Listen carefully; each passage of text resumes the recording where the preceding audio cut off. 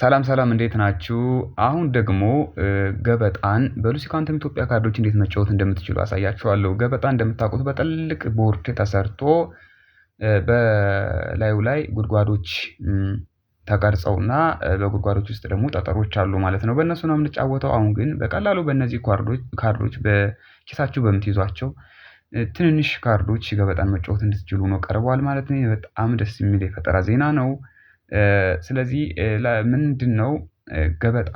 የገበጣ ጉድጓዶች ማለት የነዚህን አንድ ካርድ ነው የሚወክለው። የገበጣ ውስጥ ጉድጓዱ ውስጥ ያሉ ጠጠሮች ማለት እነዚህ ቁጥሮች ናቸው ማለት ነው። ስለዚህ እነዚህ ካርድ ላይ ያሉ ቁጥሮች አጠቃላይ በፊትና በጀርባ ያሉ ከ0 እስከ 15 ያሉ ቁጥሮች ገበጣ ውስጥ በአንድ ጉድጓድ ውስጥ የሚገኙ ጠጠሮችን ነው የሚወክሉት። ራሷ ካርዷ ደግሞ አንድን የገበጣ ጉድጓድ ነው የምትወክለው ማለት ነው። ስለዚህ በዚህ መልኩ ነው መጀመሪያ አንደርስታንድ ማድረግ ያለብን ማለት ነው። ስለዚህ ልክ እንደዚህ አሁን እንደምታዩት ማለት ነው እንደ ገበጣ ነው የተደረደሩት። የገበጣ ጉድጓዶች ነው ካርዶች የሚደረደሩት ማለት ነው። ሁሉ ካርዶች እዩዋቸው 12 ካርዶች አሉ። እነዚህ ካርዶች የተደረደሩ 12 ካርዶች ናቸው። እንደገና ተጨማሪ 2 ካርዶች ያስፈልጉናል። ለነጥብ ማጠራቀሚያ የሚሆኑ 2 ካርዶች ያስፈልጉናል ማለት ነው። እነሱን ዳርና ዳር እናስቀምጣለን ማለት ነው። ልክ እንደ ገበጣ አቀማመጥ ማለት ነው። እዚህ ጋር አንድ ካርድ ያስቀመጥን፣ በጀርባ ደግሞ በዛኛው በኩል ሌላ አንድ ካርድ እናስቀምጣለን። ስለዚህ ላም የወለደች የሚባለውን ከገበጣ ጨዋታዎች መካከል በጣም በብዛት የሚዘወተረውን ጨዋታ እንዴት እንደሆነ እስኪ በዚህ ሉሲ ኳንተም ካርዶች እንዴት መጫወት እንደምንችል ላሳያችሁ።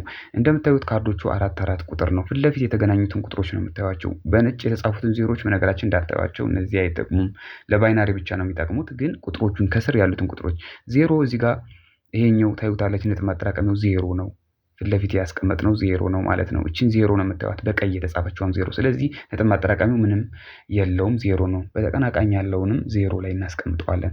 ሌሎቹ መሀል ላይ ያሉ ካርዶች ግን እያንዳንዳቸው 4 ቁጥር አላቸው። ፊት ለፊት የተገናኙትን ቁጥሮች ስታዩት 4 ናቸው። ስለዚህ ሁሉም 4 ጠጠር አላቸው እንደማለት ነው። 4 ቁጥር 4 ጠጠር ነው የምትወክለው ማለት ነው።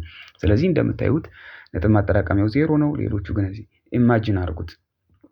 ስለዚህ አሁን እኔ ለምሳሌ እዚህ ጋር ብነሳ በተቀናቃኝ በዚህ ጋር ብነሳ 4 ነው ያለው። ያያችሁት ነው። 4 ቁጥር ላይ ያለ ማለት 4 አለው። ዜሮ አረኩት። 4ቱን ጠጠር በእጅ አፈስኩት ማለት ነው። ስለዚህ ቤቱ ላይ ምንም ጠጠር አልቀረም፣ ዜሮ ሆኗል። ቀይዋን ዜሮ ነው የምታዩት፣ ዜሮ ሆኗል። ኦኬ። ለሚቀጥሉት 4 ካርዶች አንድ ጨምርላቸዋለሁ። ይሄው 5 አረኩት። 5 ይሄ ማለት ምን ማለት ነው? ቀጣዩ ያሉት 5ቱ ጉድጓዶች 4 ነበራቸው። አንዳንድ ጨመርኳቸው። 5 ሆኑ እንደማለት ነው ሐሳቡ ማለት ነው ስናየው። ስለዚህ እንደምታዩት ነው። ከዛ አረፍኩኝ። ከዛ ቤት ላይ ደግሞ 5ቱኝ ነበር ያረፍኩት። 5 ጠጠር ነበረኝ። አነሳሁት፣ ዜሮ አረኩትና ለሚቀጥሉት 5 ካርዶች አንዳንድ ነጥብ ጨምራቸዋለሁ። ይሄ ማለት ለሚቀጥሉት 5 ጉድጓዶች አንዳንድ ጠጠር ጨምርላቸው ማለት ነው። አሁንም እዚህ ጋር አረፍኩኝ። ይሄው 5 ነው እንደምታዩት። ዜሮ አደርገዋለሁ። ይሄንን ዜሮ አደርገዋለሁ። ይሄ ማለት ባዶ ነው ማለት ነው። አንስቼዋለሁ። አሁንም 5ቱን ለቀጣዮቹ 5 ጉድጓዶች አንዳንድ ጠጠር እጨምርላችኋለሁ እንደማለት ነው ማለት ነው። ስለዚህ በዚህ መልኩ አንደርስታንድ አድርጉት። ሐሳቡ ይሄ ነው፣ አጫዋቱ ይሄ ነው።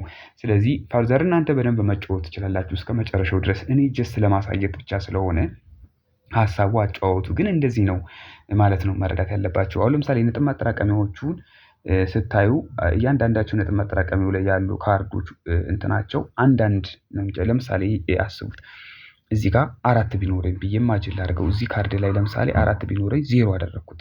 ላሚው ወለደች ማለት ነው። ስለዚህ እዚህ ጋር ዜሮ የነበረችውን የካርድ ማጠራቀሚያ አንድ ላይ አረጋታለሁ። ይሄ ማለት አንድን የካርድ ማጠራቀሚያዎቹ ላይ ያሉት ቁጥሮች በነገራችን 4 ነጥብ ነው የሚወክሉት። አንዷ ኖርማል የመጫወቻ ካርዶቹ ግን እነዚህ 12ቱ ግን ነጥቦቹ አንዳንድ ብቻ ነው። እነዚህ ግን አንዷ 4 ነው የምትመጣው። 2 ስታደርገው 8፣ 3 12፣ 4 16፣ 5 20፣ 6 24፣ 7 ስታደርጉት 28። ለምሳሌ 7 ላይ ቢሆን የነጥብ ማጠራቀሚያው አለቀ ማለት ነው ጨዋታው። ምክንያቱም 28 ነው። 7 በ4 28 ነው። 28 ማለት ደግሞ ከአጠቃላይ ካለው 48 ጠጠር ውስጥ ከግማሽ በላይ ነው ማለት ነው። 24 ግማሽ ነው፣ 28 ግን ከግማሽ በላይ ነው። ስለዚህ አንድ ሰው 7 ላይ ከደረሰ የነጥብ ማጠራቀሚያው 4 እየወሰደ ማለት ነው ያሸንፋል ማለት ነው። ለምሳሌ ይችኛዋ ካርድ የተቀናቃኝ ካርድ ማለት ነው። እዛ ጋር ሶስት ብትሆን ሶስት ቢኖራት ወይም ሶስት ጠጠር ቢኖራት ማለት ነው። በካርዱ ሶስት ነጥብ ቢኖራት ወይ ሶስት ቁጥር ላይ ብትሆን የኔም ይቺ ሶስት ብትሆን ኢማጂን አድርጉ። ስለዚህ ይችን አነሳትና ዜሮ አደርጋታለሁ። ከዛ ይችን ለዚህ አንድ ጨምራለሁ፣ ለዚህም አንድ ጨምርና ለሷም አንድ ጨምርላታለሁ፣ አራት ትሆናለች ማለት ነው። ስለዚህ አራት ላይ ካረፍኩ ታውቁታላችሁ በላም የወለደች ማለት ነው።